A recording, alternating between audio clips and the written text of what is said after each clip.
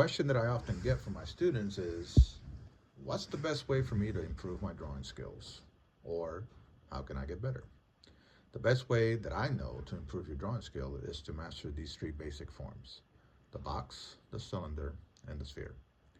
If you learn to draw these forms to any size from any angle, solid, hollow, and transparently, you'll be well on your way to improving your drawings. In this short series, I'll be helping you master these three forms by showing you how to draw them from different points of view, as well as how to locate them in your models and how to modify them to meet your needs. First up, the 3D box.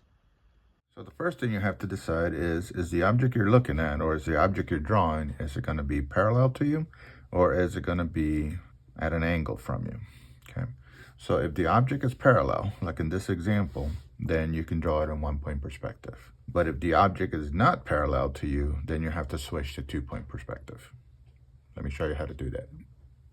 In 1-point perspective, the front plane of the object is going to be parallel to the picture plane. Okay. So imagine that you're drawing a box. This would be the front of the box. The next thing you have to decide is, do you want to see the top of the box, the bottom of the box, the right side of the box, the left side of the box, or a combination thereof? Let's say that I want to show the top and the right. So what I want to do then is I want to angle these up and to the right. Imagine somewhere in the distance, there's a vanishing point. Okay, so they're going that way, and if anything, they're going to taper a little bit. Okay. Then simply to finish it, I'm going to take this line, which is horizontal, and I'm just going to move it back here. And then right where this is, I'm going to come straight down because this one is straight down. And there you have a very simple little box in 1-point perspective. The same would apply if you're drawing rectangles, right? So squares and rectangles can be done the same way. In 1-point perspective, first, make sure that this face is parallel to you. Then decide if you want to see the top, the bottom, left, right, or a combination. So for this one, let's go down and to the left. So we're going to see the left side and the bottom. Okay. So I'm just going to start going this way. And remember, if anything, you can let them taper a little bit. If they're real close, you can keep them parallel, but never let them get wider in the back. Okay. Then simply repeat this line straight down and this line across. This is where you decide how deep this is going to be. So I can make it really shallow, or I can make it much deeper this way. Straight down, straight across. Now let's say that you only want to see the top. So again, I would start off with the square or rectangle, making sure it's parallel to the viewer. And then since I only want to see the top, then I'm going to come up to the right on this side, up to the left on this side, imagining that the vanishing point is somewhere in the middle. And then simply decide where to cut it off. So this is a horizontal. So this is a horizontal back here. And lastly, let's take a look at one that is transparent. Okay? So again, making sure that the front plane is parallel to you. Then decide left, right, bottom, top, whatever you want. So I'm gonna go up and to the right, and I'm gonna kind of go long on this one.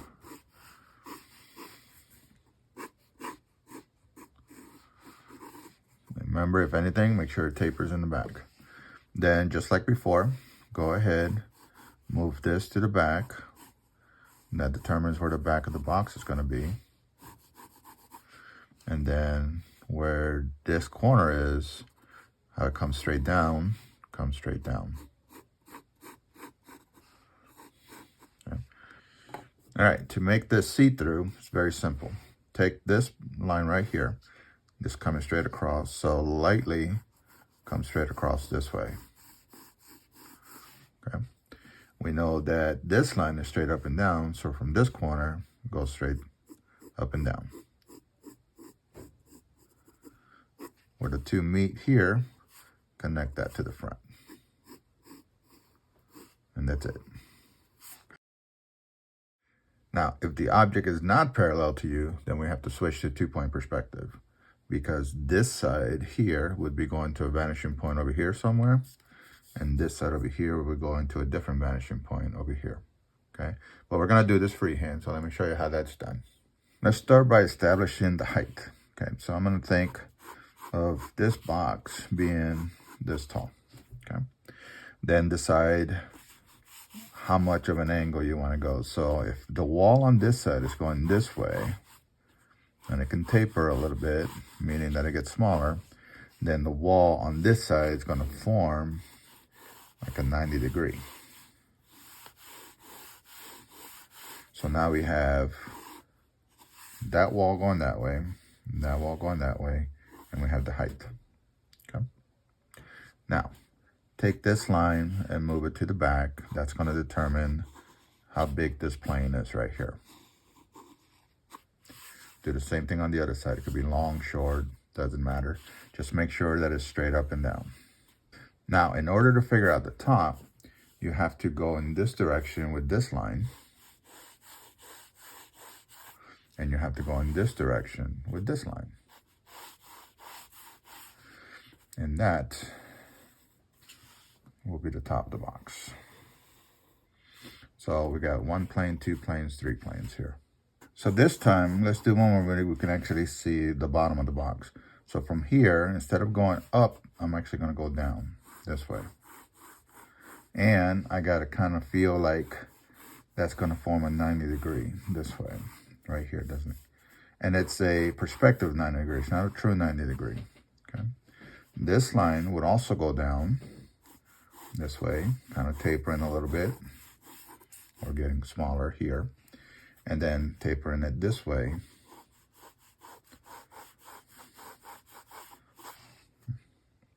Now, just like we did on this one, you got to take this line and move it to the back.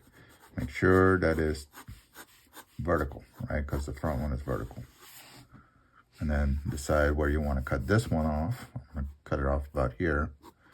Also vertical. Then just like we did here, this one will go in this direction and this one will go in that direction.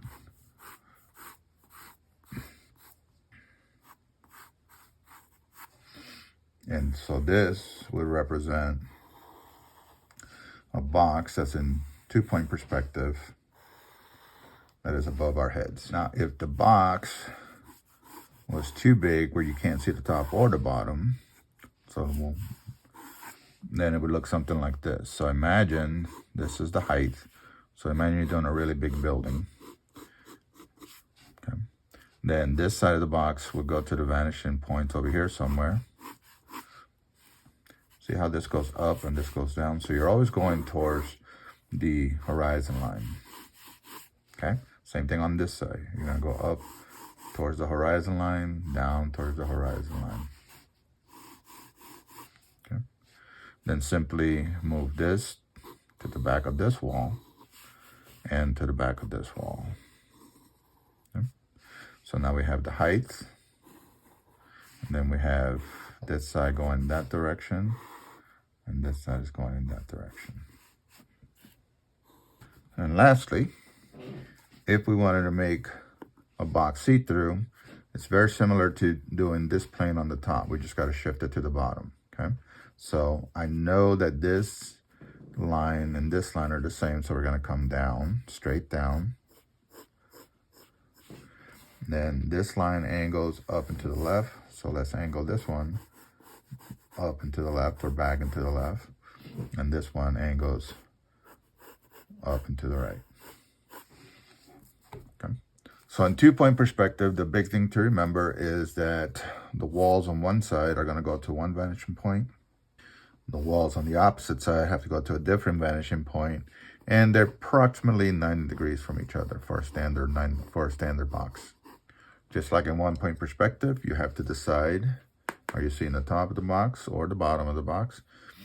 And then how much of each side do you get to see? Well, there we have it, the very basic box.